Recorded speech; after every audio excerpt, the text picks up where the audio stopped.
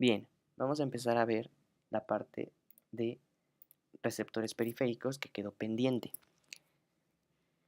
Como recordarán, el sistema nervioso periférico nos permite detectar los estímulos, ya sean externos, pero también los estímulos internos, y justamente esos estímulos que detecta los envía al sistema nervioso central, ya sea médula espinal, bueno, llega a la médula espinal y de ahí a encéfalo, para que se tome una decisión de qué se va a hacer o qué acción vamos a tomar dependiendo de ese estímulo, y después manda esa respuesta por medio de fibras eferentes que van a llegar ya sea a músculos o a glándulas.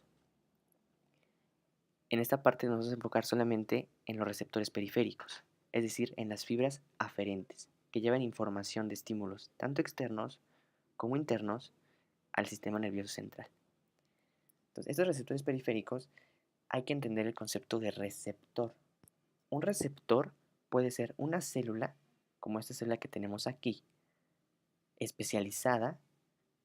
¿Y especializada en qué? Pues especializada en, a partir de un estímulo, generar un potencial de acción. Entonces, estos receptores pueden ser una célula o bien puede ser también solamente una prolongación de una neurona, es decir, una fibra nerviosa, en este caso una prolongación de una neurona. Entonces puede ser a una célula especializada o bien una terminación nerviosa. Ahora, el receptor, ¿qué función tiene? Tiene una función de transducción. Transducción se refiere a, como ya mencioné, a que a partir de un estímulo, convierte ese estímulo en un potencial de acción. Vamos a ver algunos ejemplos más adelante. Bien, es importante conocer un poco de la clasificación. Los receptores periféricos se van a clasificar de una manera anatómica en exteroreceptores que van a captar estímulos externos, por ejemplo, la luz, las ondas de sonido. En este momento que están escuchándome, pues sus receptores, sus exteroreceptores de sus oídos internos, están justamente captando la información, las ondas sonoras, y las están transformando en un potencial de acción para llegar a su cerebro. Entonces los exteroreceptores van a captar estímulos externos, como también, por ejemplo, tacto, presión, vibración, etc. Los visceroreceptores se encargan de, de captar estímulos de las vísceras, principalmente dolor. Por ejemplo, si te duele el estómago, ese dolor de estómago está siendo detectado por medio de visceroreceptores que se encuentran en tu estómago. Los propios receptores son los que se van a encargar de la ubicación espacial de nuestro cuerpo. Son dos principales, el uso neuromuscular y el órgano tendinoso de Golgi. Es decir, son los que te van a decir en qué posición están tus músculos, tus extremidades, tu cuerpo en sí, y al saber esa información de en qué posición estás, poder modificar la posición para que no te caigas. ¿De acuerdo? Entonces es muy importante. Es una clasificación anatómica. Una clasificación dependiendo del tipo de estímulo que reciben. Están los mecanorreceptores, que van a detectar vibración, estiramiento, estiramiento de piel, por ejemplo, presión y tacto.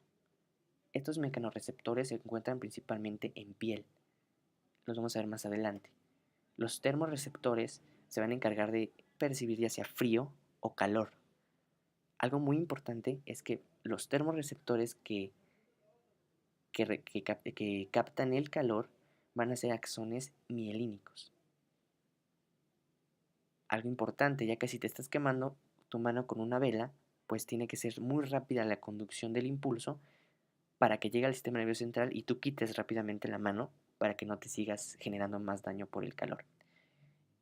Y también los termorreceptores detectan el frío, pero esos son por axones amielínicos, por una conducción entonces más lenta.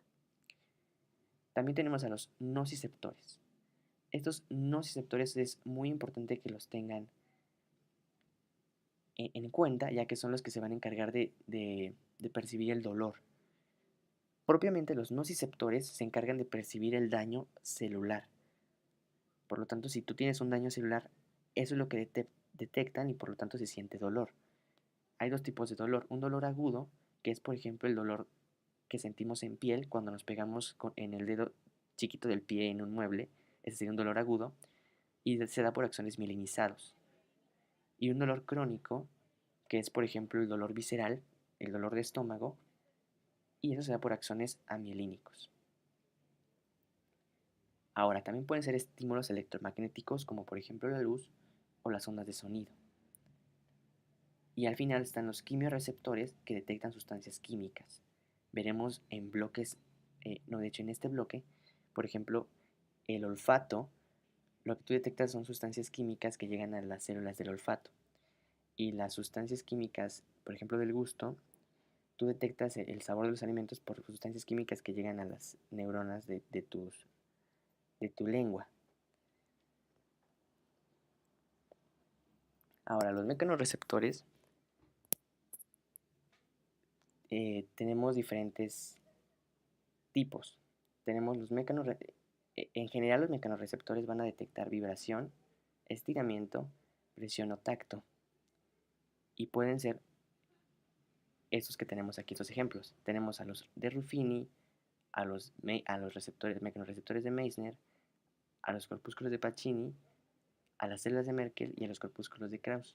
Aunque algunos autores consideran que los corpúsculos de Krauss son termorreceptores, pero también que tienen una función de mecanorreceptor. Todos ellos pueden detectar tanto vibración, estiramiento, presión o tacto, pero van a estar especializados en uno en particular.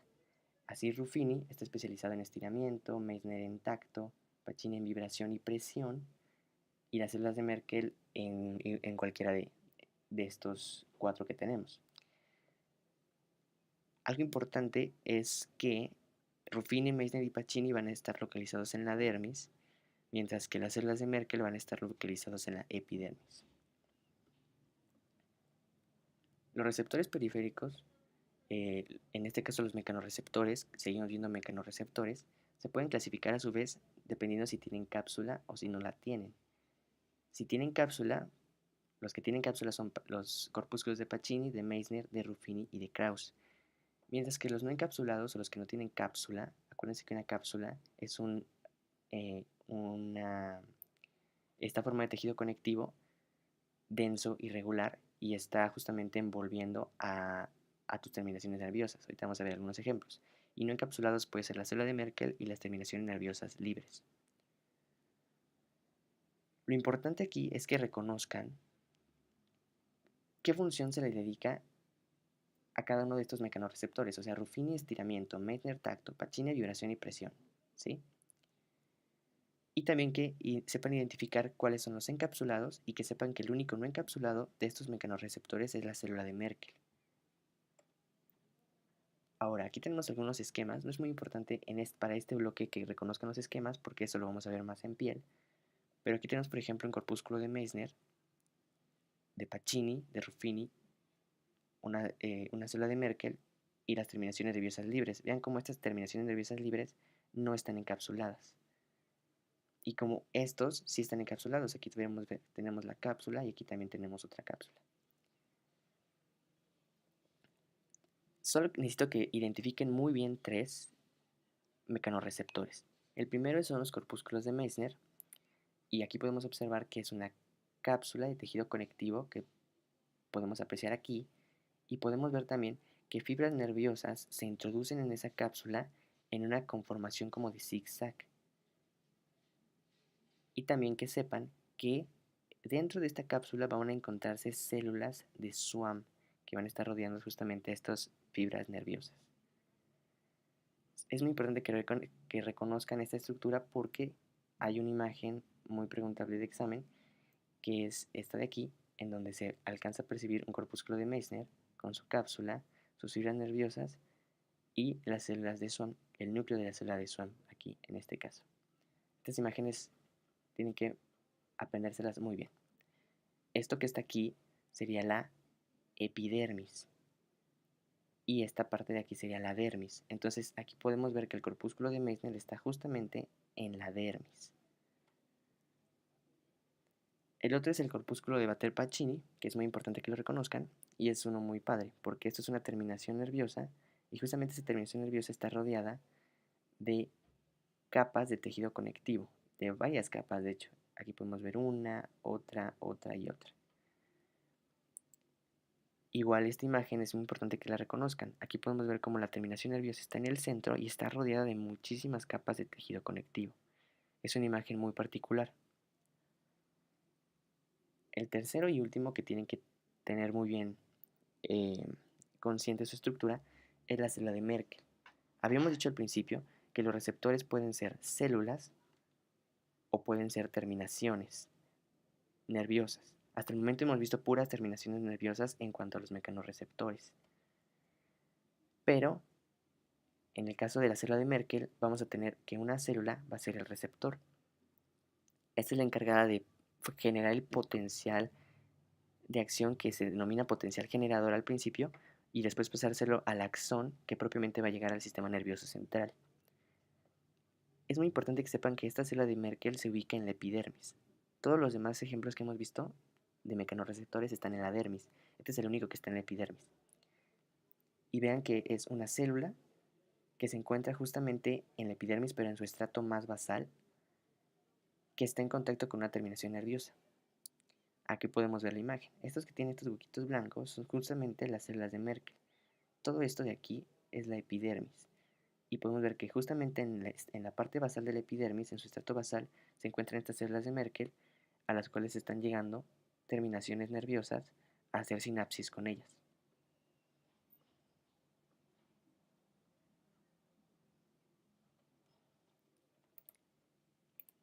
Finalmente está la parte de los usos neuromusculares, que son parte de los propios receptores. Recuerden, propios receptores es el uso neuromuscular y el órgano tendinoso de Golgi. Solamente vamos a revisar el uso neuromuscular. El uso neuromuscular tenemos una estructura bastante característica. Estas de aquí son fibras de músculo esquelético y podemos observar que estas otras fibras, también de músculo, son especializadas, son diferentes a estas que podemos observar afuera. Las características que las hacen diferentes a estas, bueno, en primer lugar, estas se van a denominar fibras intrafusales y estas, las del músculo esquelético normal, van a ser fibras extrafusales. Van a estar estas intrafusales dentro de una cápsula también de tejido conectivo, que podemos observar aquí de blanco. Y vamos a ver que justamente estas fibras musculares van a ser diferentes o son diferentes a las fibras extrafusales debido a los núcleos que podemos observar. Entonces tenemos una fibra muscular con muchos núcleos agrupados en el centro, que se conoce como fibra de bolsa nuclear, porque parece una bolsa donde están los núcleos. Y tenemos otra fibra en la cual los núcleos están de manera seguida y se conoce como fibra de cadena nuclear, porque los núcleos están ordenados como una cadena. Por lo tanto, tenemos entonces fibras extrafusales, que son las del músculo esquelético normal, con sus núcleos en la periferia, y dentro del uso neuromuscular, que es toda esta parte, vamos a encontrar a fibras musculares especializadas, que unas van a ser de cadena nuclear, que son estas de aquí, y otras van a ser de bolsa nuclear. A estas fibras las van a estar rodeando fibras nerviosas, ya sea en forma literalmente enrollándolas o simplemente como terminaciones. Por ejemplo, aquí podemos ver cómo estas fibras se envuelven, pero aquí podemos ver un ejemplo de fibras que simplemente hacen contacto en algunas partes, no se envuelven. Muy importante que sepan que estos usos musculares me van a dar la información de estiramiento del músculo. Entonces, al estirarse las fibras musculares extrafusales, también se van a estirar las fibras musculares intrafusales, y estas van a detectar ese cambio en la tensión, en la longitud del músculo, y por medio de estas fibras nerviosas van a mandar la señal hacia la médula espinal y de ahí al encéfalo para procesar justamente ese estiramiento. Y es muy importante que los usos neuromusculares sepan que son los que me permiten detectar mantener, mejor dicho, el tono muscular. Hay fibras aferentes, que son las que están amarillas, es decir, que van hacia el sistema nervioso central, y hay otras fibras que son las fibras gamas, que son eferentes, que vienen del sistema nervioso central, que son estas como amarillitas más oscuras.